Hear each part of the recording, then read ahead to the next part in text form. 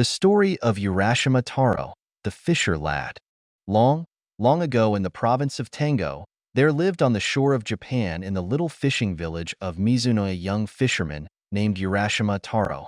His father had been a fisherman before him, and his skill had more than doubly descended to his son, for Urashima was the most skillful fisher in all that countryside, and could catch more Bonito and Tai in a day than his comrades could in a week.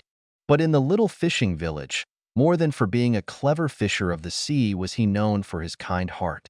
In his whole life he had never heard anything, either great or small, and when a boy, his companions had always laughed at him, for he would never join with them in teasing animals, but always tried to keep them from this cruel sport. One soft summer twilight he was going home at the end of a day's fishing when he came upon a group of children. They were all screaming and talking at the tops of their voices, and seemed to be in a state of great excitement about something, and on his going up to them to see what was the matter he saw that they were tormenting a tortoise. First one boy pulled it this way, then another boy pulled it that way, while a third child beat it with a stick, and the fourth hammered its shell with a stone. Now Urashima felt very sorry for the poor tortoise and made up his mind to rescue it. He spoke to the boys. "Look here, boys, you are treating that poor tortoise so badly that it will soon die." The boys, who were all of an age when children seem to delight in being cruel to animals, took no notice of Urashima's gentle reproof, but went on teasing it as before. One of the older boys answered, "Who cares whether it lives or dies? We do not. Here, boys, go on, go on." And they began to treat the poor tortoise more cruelly than ever. Urashima waited a moment, turning over in his mind what would be the best way to deal with the boys. He would try to persuade them to give the tortoise up to him, so he smiled at them and said, "I am sure you are all good, kind boys. Now won't you give me the tortoise? I should like to have it so much." "No, we won't give you the tortoise," said one of the boys. "Why should we? We caught it ourselves." "What you say is true," said Urashima, "but I do not ask you to give it to me for nothing. I will give you some money for it. In other words, the Ajizan, uncle, will buy it of you. Won't that do for you, my boys?" He held up the money to them, strung on a piece of string through a hole in the center of each coin. "Look, boys, you can buy anything you like with this money. You can do much more with this money than you can with that poor tortoise. See what good boys you are to listen to me." The boys were not bad boys at all. They were only mischievous, and as Urashima spoke they were won by his kind smile and gentle words and began to be of his spirit, as they say in Japan. Gradually they all came up to him, the ringleader of the little band holding out the tortoise to him. "Very well, Ajizan. We will give you the tortoise if you will give us the money." And Urashima took the tortoise and gave the money to the boys, who, calling to each other, scampered away and were soon out of sight. Then Urashima stroked the tortoise's back, saying as he did so, "Oh, you poor thing, poor thing. There, there. You are safe now. They say that a stork lives for 1,000 years, but the tortoise for 10,000 years. You have the longest life of any creature in this world, and you were in great danger of having that precious life cut short by those cruel boys. Luckily I was passing by and saved you, and so life is still yours. Now I am going to take you back to your home, the sea, at once. Do not let yourself be caught again, for there might be no one to save you next time." All the time that the kind fisherman was speaking he was walking quickly to the shore and out upon the rocks. Then putting the tortoise into the water he watched the animal disappear, and turned homewards himself, for he was tired and the sun had set. The next morning Urashima went out as usual in his boat. The weather was fine, and the sea and sky were both blue and soft in the tender haze of the summer morning. Urashima got into his boat and dreamily pushed out to sea, throwing his line as he did so. He soon passed the other fishing boats and left them behind him till they were lost to sight in the distance, and his boat drifted further and further out upon the blue waters. Somehow, he knew not why, he felt unusually happy that morning, and he could not help wishing that, like the tortoise he set free the day before, he had thousands of years to live instead of his own short span of human life. He was suddenly startled from his reverie by hearing his own name called. "Urashima, Urashima." Clear as a bell and soft as the summer wind the name floated over the sea. He stood up and looked in every direction, thinking that one of the other boats had overtaken him, But gaze as he might over the wide expanse of water, near or far there was no sign of a boat, so the voice could not have come from any human being. Startled, and wondering who or what it was that had called him so clearly, he looked in all directions round about him and saw that without his knowing it a tortoise had come to the side of the boat. Urashima saw with surprise that it was the very tortoise he had rescued the day before. "Well, Mr. Tortoise," said Urashima, "was it you who called my name just now?" The tortoise nodded its head several times and said, "Yes, it was I.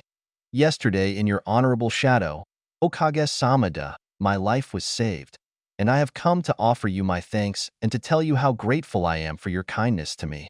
"Indeed," said Urashima, "that is very polite of you. Come up into the boat. I would offer you a smoke, but as you are a tortoise, doubtless you do not smoke." And the fisherman laughed at the joke. "He," laughed the tortoise. "Sake, rice wine, is my favorite refreshment, but I do not care for tobacco." "Indeed," said Urashima, "I regret very much that I have no sake in my boat to offer you, but come up and dry your back in the sun.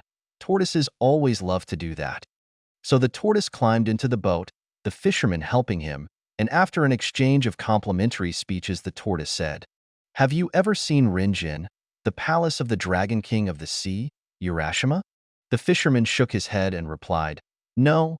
Year after year the sea has been my home, but though I have often heard of the Dragon King's realm under the sea, I have never yet set eyes on that wonderful place. It must be very far away, if it exists at all." "Is that really so? You have never seen the Sea King's palace? Then you have missed seeing one of the most wonderful sights in the whole universe. It is far away at the bottom of the sea, but if I take you there we shall soon reach the place. If you would like to see the Sea King's land, I will be your guide.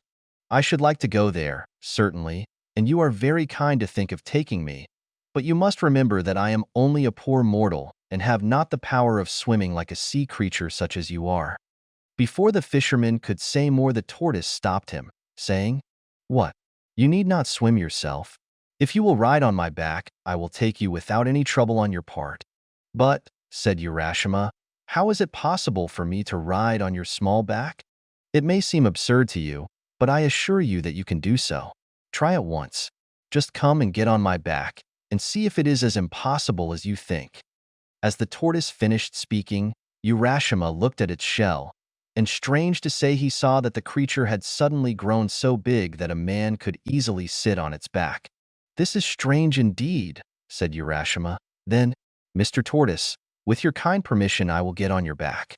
"Dokoisho, too," he exclaimed as he jumped on.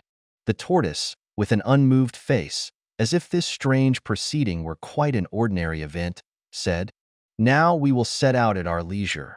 And with these words he leapt into the sea with Urashima on his back. Down through the water the tortoise dived. For a long time these two strange companions rowed through the sea.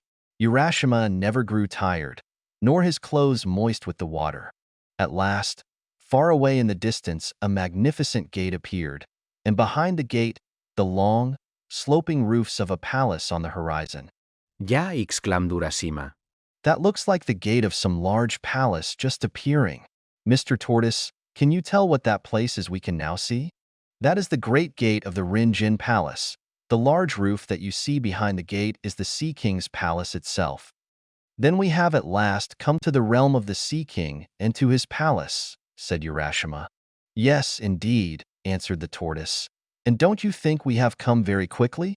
And while he was speaking, the tortoise reached the side of the gate. "And here we are, and you must please walk from here." The tortoise now went in front, and speaking to the gatekeeper, said, "This is Urashima Taro, from the country of Japan. I have had the honor of bringing him as a visitor to this kingdom. Please show him the way." Then the gatekeeper, who was a fish, at once led the way through the gate before them. The red bream, the flounder, the sole, the cuttlefish, and all the chief vassals of the Dragon King of the Sea now came out with courtly bows to welcome the stranger. "Urashima-sama, Urashima-sama, welcome to the Sea Palace, the home of the Dragon King of the Sea. Thrice welcome are you, having come from such a distant country. And you, Mr. Tortoise, we are greatly indebted to you for all your trouble in bringing Urashima here." Then, Turning again to Urashima, they said, "Please follow us this way." And from here the whole band of fishes became his guides. Urashima, being only a poor fisher lad, did not know how to behave in a palace.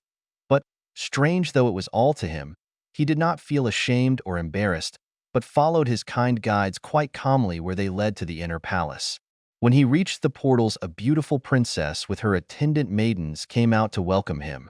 She was more beautiful than any human being, and was robed in flowing garments of red and soft green like the underside of a wave, and golden threads glimmered through the folds of her gown.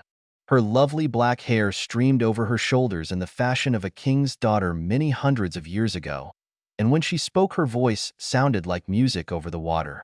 Urashima was lost in wonder while he looked upon her, and he could not speak. Then he remembered that he ought to bow, but before he could make a low obeisance, the princess took him by the hand and led him to a beautiful hall, and to the seat of honor at the upper end, and bade him be seated. "Urashima Taro, it gives me the highest pleasure to welcome you to my father's kingdom," said the princess. "Yesterday you set free a tortoise, and I have sent for you to thank you for saving my life, for I was that tortoise. Now if you like, you shall live here forever in the land of eternal youth, where summer never dies and where sorrow never comes, and I will be your bride if you will, and we will live together happily forever afterwards."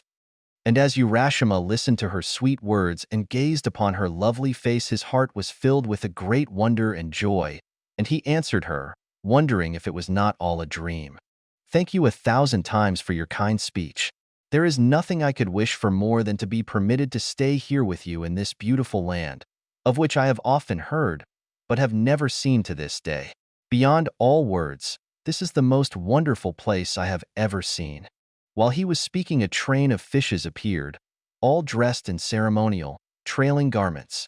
One by one, silently and with stately steps, they entered the hall, bearing on coral trays delicacies of fish and seaweed, such as no one can dream of, and this wondrous feast was set before the bride and bridegroom. The bridal was celebrated with dazzling splendor, and in the Sea King's realm there was great rejoicing. As soon as the young pair had pledged themselves in the wedding cup of wine, 3 times 3, music was played, and songs were sung, and fishes with silver scales and golden tails stepped in from the waves and danced. Urashima enjoyed himself with all his heart. Never in his whole life had he sat down to such a marvelous feast. When the feast was over, the princes asked the bridegroom if he would like to walk through the palace and see all there was to be seen. Then the happy fisherman, following his bride, the Sea King's daughter, was shown all the wonders of that enchanted land where youth and joy go hand in hand, and neither time nor age can touch them. The palace was built of coral and adorned with pearls, and the beauties and wonders of the place were so great that the tongue fails to describe them. But, to Urashima, more wonderful than the palace was the garden that surrounded it. Here was to be seen at one time the scenery of the 4 different seasons. The beauties of summer and winter, spring and autumn, were displayed to the wondering visitor at once. First, when he looked to the east, the plum and cherry trees were seen in full bloom. The nightingales sang in the pink avenues, and butterflies flitted from flower to flower. Looking to the south, all the trees were green in the fullness of summer, and the day cicala and the night cricket chirruped loudly. Looking to the west, the autumn maples were ablaze like a sunset sky, and the chrysanthemums were in perfection. Looking to the north, the change made Urashima start, for the ground was silver white with snow, and trees and bamboos were also covered with snow, and the pond was thick with ice. And each day there were new joys and new wonders for Urashima, and so great was his happiness that he forgot everything, even the home he had left behind and his parents and his own country, and 3 days passed without his even thinking of all he had left behind.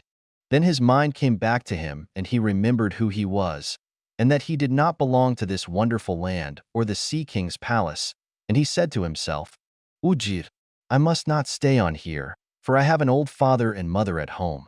What can have happened to them all this time? How anxious they must have been these days when I did not return as usual. I must go back at once without letting one more day pass." And he began to prepare for the journey in great haste. Then he went to his beautiful wife, the princess, and bowing low before her, he said, "Indeed, I have been very happy with you for a long time, Otohime-sama, for that was her name, and you have been kinder to me than any words can tell. But now I must say goodbye. I must go back to my old parents." Then Otohime-sama began to weep and said softly and sadly, "Is it not well with you here, Urashima, that you wish to leave me so soon? Where is the haste? Stay with me yet another day only." But Urashima had remembered his old parents, and in Japan the duty to parents is stronger than everything else, stronger even than pleasure or love, and he would not be persuaded, but answered, "Indeed, I must go. Do not think that I wish to leave you. It is not that. I must go and see my old parents. Let me go for one day, and I will come back to you." "Then," said the princess sorrowfully, "there is nothing to be done. I will send you back today to your father and mother, and instead of trying to keep you with me one more day, I shall give you this as a token of our love. Please take it back with you." And she brought him a beautiful lacquer box tied about with a silken cord and tassels of red silk. Urashima had received so much from the princess already that he felt some compunction in taking the gift, and said, "It does not seem right for me to take yet another gift from you after all the many favors I have received at your hands, but because it is your wish I will do so." And then he added, "Tell me, what is this box?" "That," answered the princess, "is the Tamate Bako, box of the jewel hand, and it contains something very precious. You must not open this box, whatever happens. If you open it, something dreadful will happen to you. Now promise me that you will never open this box." And Urashima promised that he would never open the box whatever happened. Then, bidding goodbye to Otohime-sama, he went down to the seashore, the princess and her attendants following him, and there he found a large tortoise waiting for him. He quickly mounted the creature's back and was carried away over the shining sea into the east. He looked back to wave his hand to Otohime-sama till at last he could see her no more, and the land of the Sea King and the roofs of the wonderful palace were lost in the far, far distance. Then, with his face turned eagerly towards his own land, he looked for the rising of the blue hills on the horizon before him. At last the tortoise carried him into the bay he knew so well, and to the shore from whence he had set out. He stepped onto the shore and looked about him while the tortoise rowed away back to the Sea King's realm. But what is the strange fear that seizes Urashima as he stands and looks about him? Why does he gaze so fixedly at the people that pass him by, and why do they in turn stand and look at him? The shore is the same and the hills are the same, but the people that he sees walking past him have very different faces to those he had known so well before. Wondering what it can mean, he walks quickly towards his old home. Even that looks different, but a house stands on the spot, and he calls out, "Father, I have just returned." And he was about to enter, when he saw a strange man coming out. "Perhaps my parents have moved while I have been away, and have gone somewhere else," was the fisherman's thought. Somehow he began to feel strangely anxious. He could not tell why.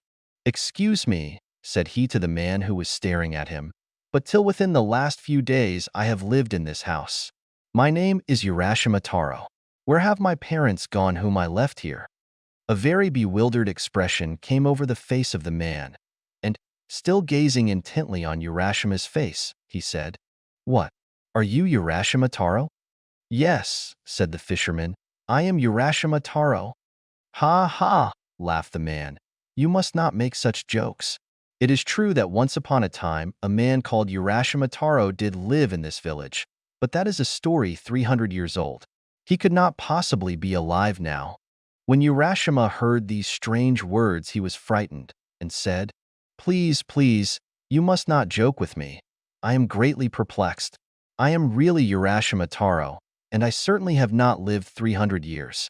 Till 4 or 5 days ago I lived on this spot. Tell me what I want to know without more joking, please." But the man's face grew more and more grave, and he answered, "You may or may not be Urashima Taro, I don't know. But the Urashima Taro of whom I have heard is a man who lived 300 years ago. Perhaps you are his spirit, come to revisit your old home?" "Why do you mock me?" said Urashima. "I am no spirit. I am a living man. Do you not see my feet?" And don, he stamped on the ground, first with one foot and then with the other to show the man. "Japanese ghosts have no feet. But Urashima Taro lived 300 years ago, that is all I know." It is written in the village chronicles, persisted the man, who could not believe what the fisherman said. Urashima was lost in bewilderment and trouble. He stood looking all around him, terribly puzzled, and, indeed, something in the appearance of everything was different to what he remembered before he went away, and the awful feeling came over him that what the man said was perhaps true. He seemed to be in a strange dream. The few days he had spent in the Sea King's palace beyond the sea had not been days at all. They had been hundreds of years, and in that time his parents had died and all the people he had ever known, and the village had written down his story. There was no use in staying here any longer. He must get back to his beautiful wife beyond the sea. He made his way back to the beach, carrying in his hand the box which the princess had given him. But which was the way? He could not find it alone. Suddenly he remembered the box, the tamate bako. The princess told me when she gave me the box never to open it, that it contained a very precious thing. But now that I have no home, now that I have lost everything that was dear to me here, and my heart grows thin with sadness at such a time, if I open the box, surely I shall find something that will help me, something that will show me the way back to my beautiful princess over the sea. There is nothing else for me to do now. Yes, yes, I will open the box and look in. And so his heart consented to this act of disobedience, and he tried to persuade himself that he was doing the right thing in breaking his promise. Slowly, very slowly, he untied the red silk cord. Slowly and wonderingly, he lifted the lid of the precious box. And what did he find? Strange to say, only a beautiful little purple cloud rose out of the box in 3 soft wisps.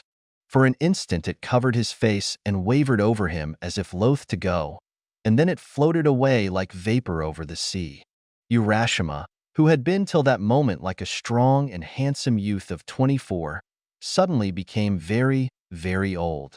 His back doubled up with age, his hair turned snowy white, his face wrinkled, and he fell down dead on the beach.